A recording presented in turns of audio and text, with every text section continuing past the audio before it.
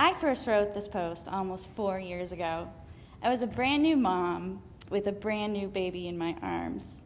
I hadn't slept through the night in what felt like a million years maybe, and I was so tired I could barely remember my name. But there was one and only one thing I was absolutely certain of. I would die before I let anyone hurt my baby. This was the day I discovered I was wrong.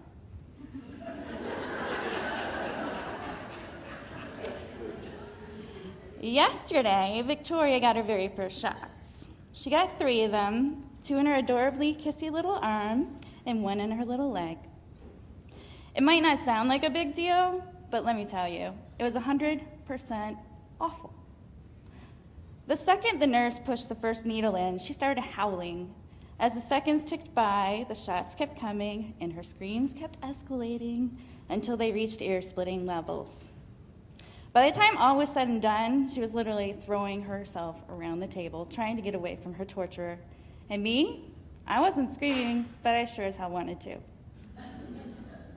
In fact, it was all I could do not to punch the nurse in the face. She was just doing her job, of course, but she was hurting my baby, and there wasn't a damn thing I could do about it. Nothing but be there for her when it was over, hugging and kissing her until the hurt faded away, her very first hurt. As I hid my tears in her soft hair, a thought struck me. My own mom must have felt this way once.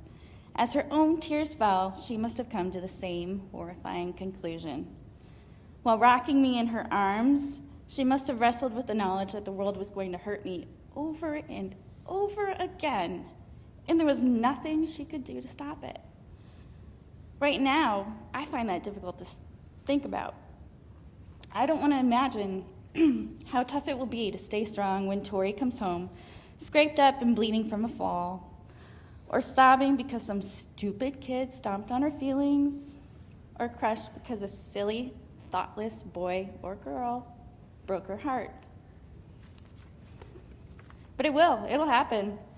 And when it does, all I'll be able to do is stand by, silently hurting, waiting for the moment when I can gather her up to soothe the pain away.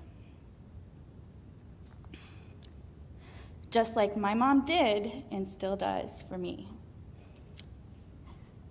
As that realization flooded my consciousness, I wanted to rush to the phone to call my mom, to apologize for the many, many, many times I've been absolutely horrible to her, to thank her for loving me anyway, and to tell her how very, very much I love her.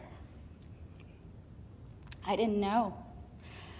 I didn't understand how the love of a child overwhelms you, wrapping itself around the very core of your being.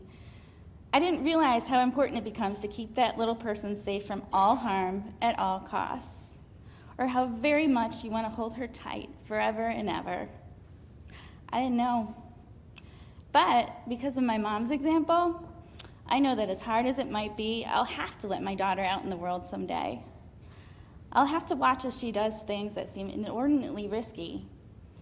Even, get this, if that means giving permission to go to a very recently communist country 2 months after a military coup. Crazy, right? Totally true. Because that's how she'll learn and grow to be the person she deserves to be. That's the gift my mom gave me, and I had no idea how much it must have cost her to do it. So, Mom, thank you.